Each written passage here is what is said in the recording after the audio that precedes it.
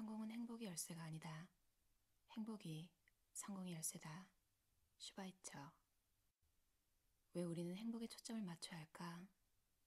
정신과 의사인 나는 그동안 책에서 불안, 우울증, 조울증, 주의력 결핍 과잉 행동장애, 노화, 폭력, 비만, 기억상실, 사랑, 양육을 비롯한 여러 중요한 주제를 다뤘다. 하지만 사람들이 에이멘 클리닉을 찾는 가장 주요한 이유는 불행이다. 정신적으로나 육체적으로 건강해지고 그런 건강 상태를 유지하려면 사람들이 하루하루 좀 더 행복해지도록 도와야 한다. 수많은 연구에서 행복은 낮은 심박수, 낮은 혈압, 전반적인 심장 건강과 관련이 있다는 사실을 증명했다. 행복한 사람들은 감염될 확률이 낮고 스트레스 호르몬인 코르티솔 수치가 낮으며 통증과 고통을 적게 느낀다. 행복한 사람들은 비교적 오래 살고 바람직한 인간관계를 맺으며 일에서도 성공할 가능성이 높다. 게다가 행복엔 전염성이 있어서 다른 사람도 행복하게 만든다. 여러분의 행복, 좀 더 정확하게 말해 행복해 보이는 행동은 이기심이 아니라 이타심에서 비롯됩니다. 이는 다른 사람들의 삶에 영향을 미치기 때문입니다. 불행한 부모 밑에서 자란 사람에게 행복이 도덕적 쟁점인지 아닌지 물어본다면 분명히 그렇다라고 대답할 것입니다. 불행한 부모 밑에서 자라거나 불행한 사람과 결혼하거나 불행한 아이를 키우거나 불행한 동료와 함께 일하려면 즐겁지 않으니까요. 행복에 관한 거짓말. 뭔가를 더 많이 가질수록 행복해질 것이다. 거짓말. 걱정하지 말고 행복하자라는 마음가짐. 장기간에 걸쳐 실시한 한 수명 연구에 따르면 걱정하지 않고 행복한 사람들은 사고와 예방 가능한 질병으로 일찍 사망한다. 행복하려면 어느 정도 불안이 필요하다. 적절한 불안은 더 바람직한 결정을 내리는데 도움이 된다. 거짓말. 여기가 아닌 어딘가가 행복을 가져올 것이다. 행복이 다른 곳에 있다는 생각은 틀렸다. 아침에 담 몇 분이라도 부정적인 뉴스를 보면 그날 하루 행복지수를 27%까지 떨어뜨릴 수 있으니 지금이라도 주의하기 바란다. 술을 마시면 당장은 기분이 좋아지지만 동시에 뇌를 손상시키고 결정의 질을 떨어뜨리며 인간관계를 해칠 수 있다. 돈이 중요하지 않다고 말하는 사람은 노숙자들을 봐야 한다. 돈으로 행복을 살 수 있다고 말하는 사람들은 아름답고 부유하고 유명한 사람들의 자살을 봐야 한다. 둘 다 사실이 아니다. 돈으로 상황을 어느 정도까지는 바꿀 수 있지만 일단 기본 욕구가 충족되고 나면 돈은 그다지 도움이 되지 않는다. 부유한 사람들에게 완벽하게 행복하려면 무엇이 필요한지 물었을 때 대부분이 지금보다 재산이 2배에서 10배 더 필요하다고 답했다. 더 많은 것을 바라는 욕구는 결코 완전히 충족될 수 없으므로 사람들을 불행하게 한다. 흥미롭게도 몇몇 최빈국을 대상으로 실시한 최근 연구에서 이런 국가의 국민들이 공동체 및 가족들과 친밀하게 지내고 자연에서 시간을 보낼 때 행복을 느낀다는 결과가 나왔다. 그들이 느끼는 주관적인 행복감에 돈은 거의 영향을 미치지 않았다. 돈의 초점을 당신에게 중요한 대의와 사람들에게 주는 쪽으로 돌린다면 돈이 행복에 기여할 수 있다. 흥청망청 쇼핑하는데 돈을 탕진하는 대신에 경기를 보러 가거나 콘서트에 가거나 좋아하는 사람들과 맛있는 식사를 하는데 돈을 써서 행복지수를 높이도록 하자. 당신이 선택한 음식이 행복지수를 높일 수도 낮출 수도 있다. 행복을 지키려면 반드시 마음을 다스리고 머릿속 소음과 헤어지거나 심리적으로 거리를 둬야 한다. 다른 사람에게서 마음에 들지 않는 점보다 마음에 드는 점을 찾아내는 것이 행복한 인간관계와 전반적인 행복을 찾는 비결이다. 꾸준하게 바람직한 결정을 내리다 보면 인생 자체도 바람직하게 흘러간다.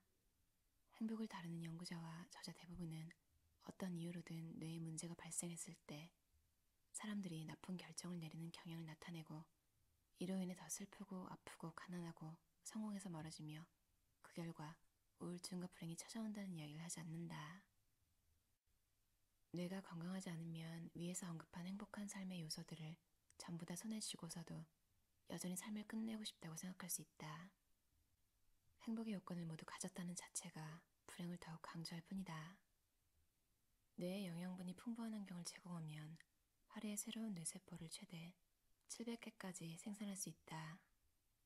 우리가 먹고 마시는 음식물은 우리 뇌 속 화학물질의 균형을 유지하고 건강을 증진하며 최적으로 작동하는 능력, 즉 행복을 좌우하는 모든 요소에 직접적인 영향을 미친다. 우리는 우리 마음이 아니다. 행복하다고 느끼려면 마음과 거리를 두고 마음을 다스리며 마음의 희생자가 되지 않는 능력이 반드시 필요하다.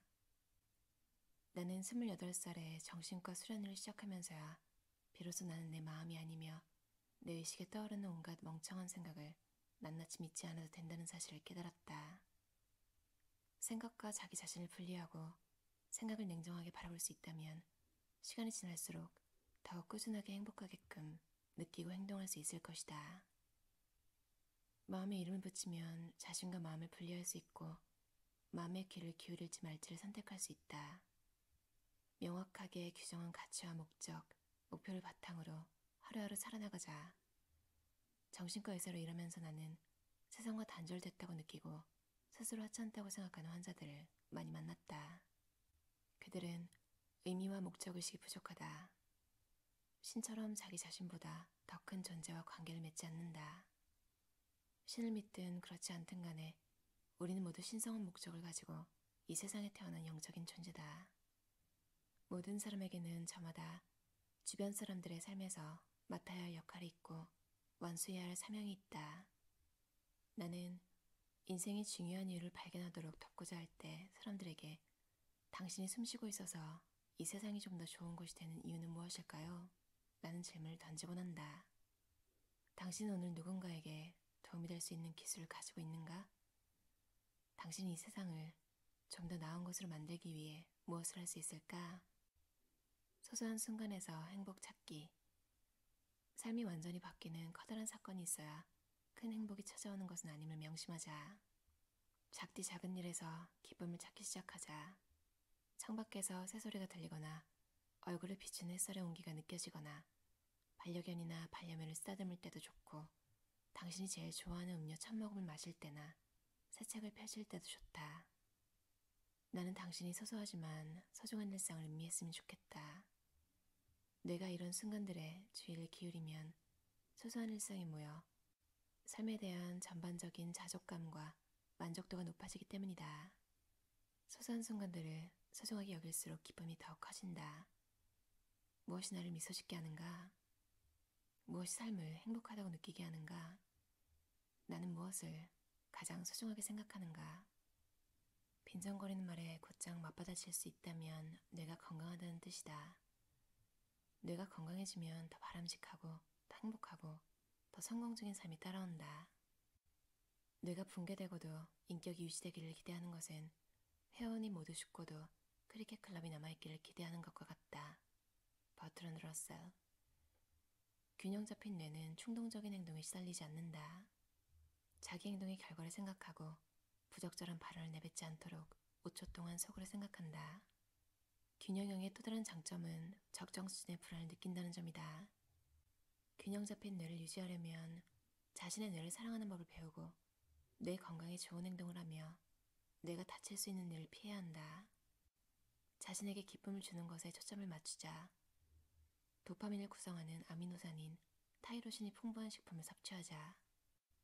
아몬드, 바나나, 아보카도, 달걀, 콩, 생선, 닭고기, 다크 초콜릿에 풍부하다. 고단백, 저탄수화물 식단을 먹자. 케톤 생성 식단은 뇌의 도파민 가용성을 높이는 것으로 나타났다. 규칙적으로 운동하자. 기도와 명상을 배우자. 마사지를 받자. 숙면하자. 음악을 듣자. 햇볕을 많이 쬐자. 보충제를 섭취하자. 쿠르쿠민, 엘테아닌, 엘타이로신은 각성, 주의력, 집중력을 높인다. 오메가3 지방산, 프로바이오틱스도 도움이 된다. 목표를 설정하자. 나이나 상황에 상관없이 항상 새롭고 긍정적인 목표를 세우자. 도파민은 목적지가 아닌 여정에 필요한 에너지를 제공한다. 마음에 들지 않는 점보다 마음에 드는 점에 초점을 맞추자. 세로토닌 수치가 낮으면 슬픈 기분이 드는 반면 좋아하는 대상에 초점을 맞추면 기분이 좋아질 수 있다. 자신에게 기쁨을 가져다 주는 것들을 목록으로 작성하고 이를 매일 보면서 자신이 좋아하는 활동들을 떠올리자. 슬픔을 유발하는 일상의 패턴을 깨라. 수분을 공급하자. 뇌의 80%는 물이다. 탈수는 무조건 뇌에 해롭다. 은행잎 추출물 보충제도 도움이 될 수 있다. 내가 지금껏 봤던 가장 예쁜 뇌 소유자들은 은행잎 추출물을 복용했다. 행복을 연습하자. 행복한 기억을 생각하자. 살면서 경험한 행복한 사건을 떠올리는 것만으로도 뇌의 여러 영역이 활성화된다. 코미디를 보자. 재미있는 영화를 보면서 웃으면 혈관 기능이 좋아진다. 매일 밤 수면 시간이 7시간보다 적으면 체중 문제, 고혈압, 사고는 물론 결혼 생활에도 문제가 발생할 수 있다. 나중에 후회할 말을 내뱉을 가능성이 높아지기 때문이다. 뇌를 개선하고 내일을 기분 좋게 시작하고 싶다면 오늘 밤 수면의 질을 높이도록 하자. 대개 아주 좋은 효과를 내는 마그네슘과 멜라토닌을 섭취하고 걱정이 많은 사람이라면 5-하이드록시 트립토판을 섭취하자. 행복하려면 뇌를 건강한 상태로 유지해야 한다. 행복으로 가는 비밀 중 하나가 바로 그 순간만이 아니라 장기적으로 기분이 좋아지게 해줄 진짜 행복한 음식을 즐기는 것이다. 다니엘 G. 에이멘 저자의 마음이 아니라 뇌가 불안한 겁니다 라는 책이었어요. 친구가 추천해줘서 원서를 읽다가 번역본이 있나 한번 찾아보니까 있더라고요. 원서 제목은 훨씬 심플한데 You Happier라고. 여러 가지 이유가 있잖아요. 뭐 클리닉 같은 걸 찾아가는 게. 근데 막 여러 개가 나열돼 있는데 사람들이 클리닉을 찾는 가장 중요한 이유는 불행이다. 이게 되게 슬프더라고요.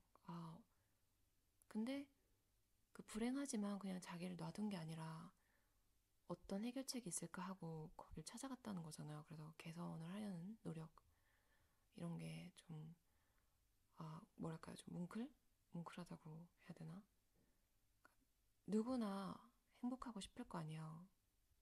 그러기 위해서 만약에 클리닉을 갈 여건이 안 되거나 약을 복용해야 될 정도가 아직 아니라면 음식으로 조절하는 거 정말 괜찮다. 6월 와추잇이라고 하잖아요. 당신은 당신이 먹는 것이다.